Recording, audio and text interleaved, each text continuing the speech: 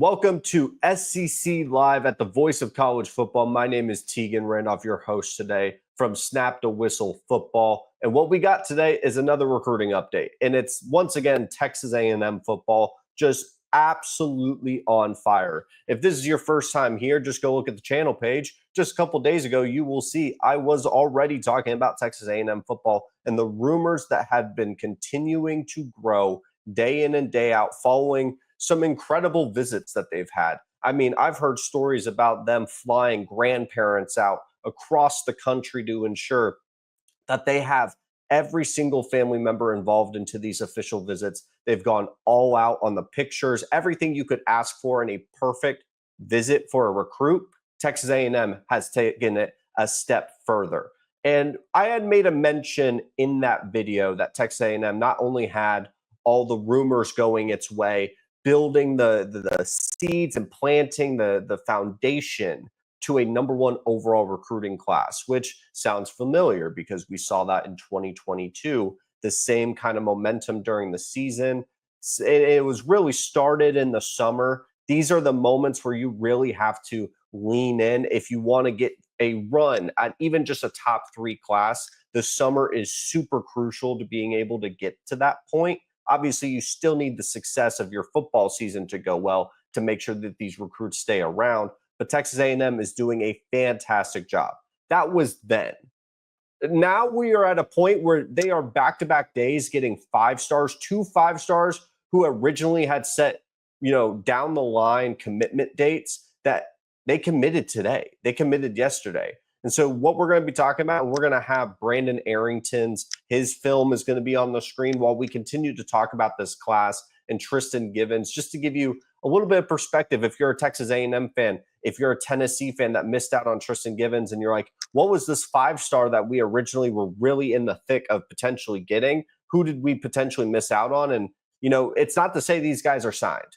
Everyone's going to talk about in recruiting, if you have not signed the paper, the letter of intent, and in some cases, even if you have, you are not on that campus yet, and you still have an opportunity. And Texas A&M, has those moments where they have an incredible offseason. They're the offseason champs, and then they fumble away a football season, and you have an opportunity to potentially get one of these guys. So let's pull up their film here today as we continue to talk about the remarkable season, or remarkable offseason, should I say, that Texas A&M has been able to have.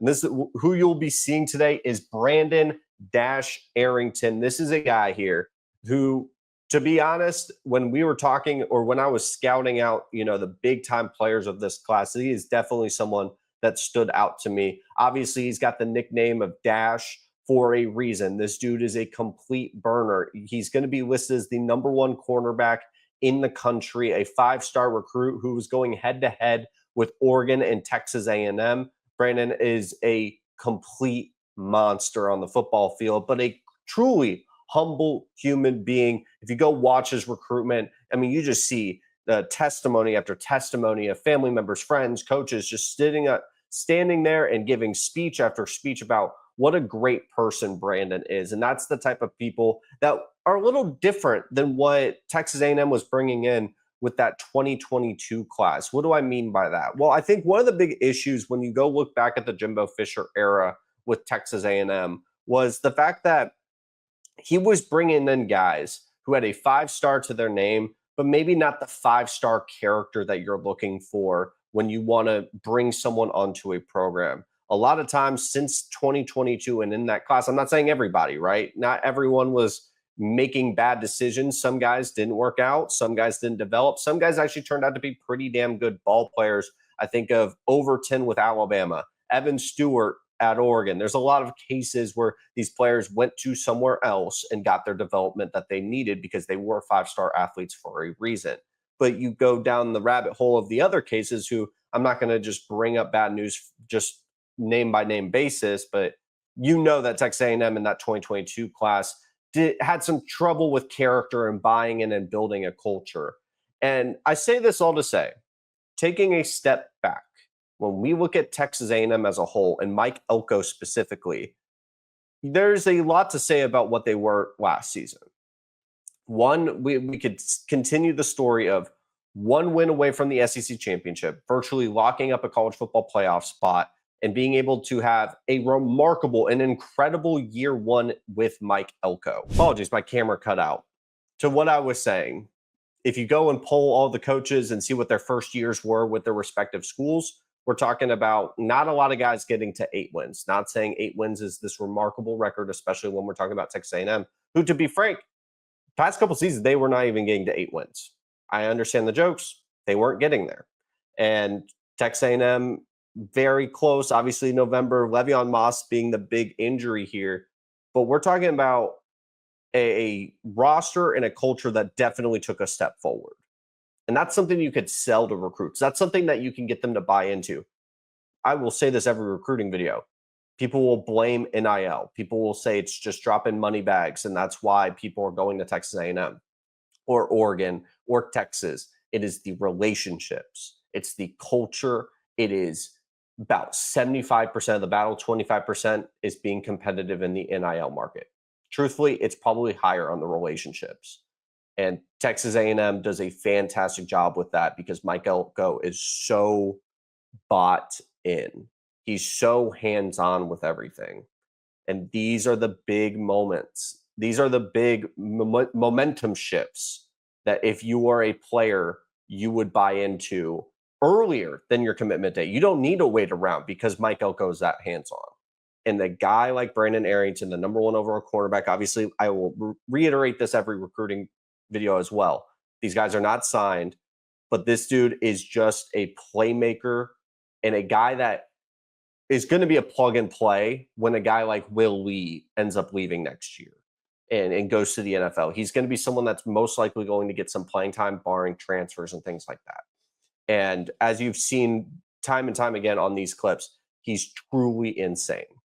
Now let's talk about the other player that I think is a freak of nature in of itself. We're talking about Tristan Givens, and it's listed on Huddle as a wide receiver / offense or outside linebacker. 6'4", 215. This is a grown man. And when I say this man is someone that I was hopeful was a building block to getting to this number 1 overall recruiting class, because Texas A&M is currently fighting with USC, who has a sizable lead and continues to have great momentum. And obviously, if they end up having a great year, they will probably be able to stack on top of this. The one that I would keep an eye out for right now is another player that had a great official visit. Let's take a step back from just being Texas A&M focused. Let's look at the overall SEC and the impact of these types of commitments. Is once again Lamar Brown, the number 1 player out of Louisiana, 5-star on the offensive line, 5-star on the defensive line, freak of nature athlete overall. He is on a visit to LSU currently. And from everything that sounds, this visit's going pretty well. Good. But it does not mean that Texas A&M is out of the race. And it's a thing where maybe if Texas A&M can get him in the door one last time, I don't think they could take a OV for that. But it's looking like LSU is going to be able to have that last final visit with him, which is crucial in any recruitment. If you follow recruiting in any level, you know it's crucial. But getting a player like this on the defensive side of the ball with Brandon Arrington, you could pitch that.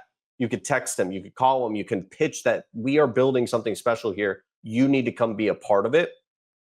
And he is going to be crucial July 10th. Because if Texas A&M wants to make that run and go for that number 1 overall spot in recruiting, July 10th is crucial to not only what his decision is, because if it ends up being LSU, your job's not done. You can still get him on campus again.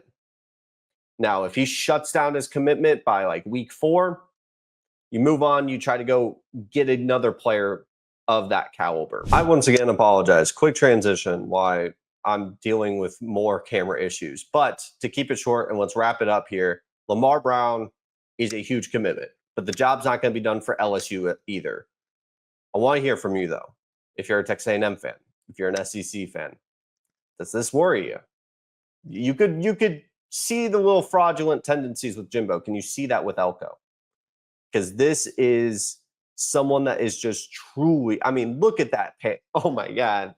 Oh my God, that pancake is disgusting. It's he's just a grown man out there. Sorry, I don't want to get sucked into the huddle highlights, but like this dude is also playing outside linebacker and edge, and he is out there running routes, pancaking people. This is a huge get for Mike Elko, someone that is an incredible athlete. And I think this class for A&M, if you just go look at On3 247, is full of athletes, raw talent that are buying into the fact that Elko's going to develop them. And that's what's scary.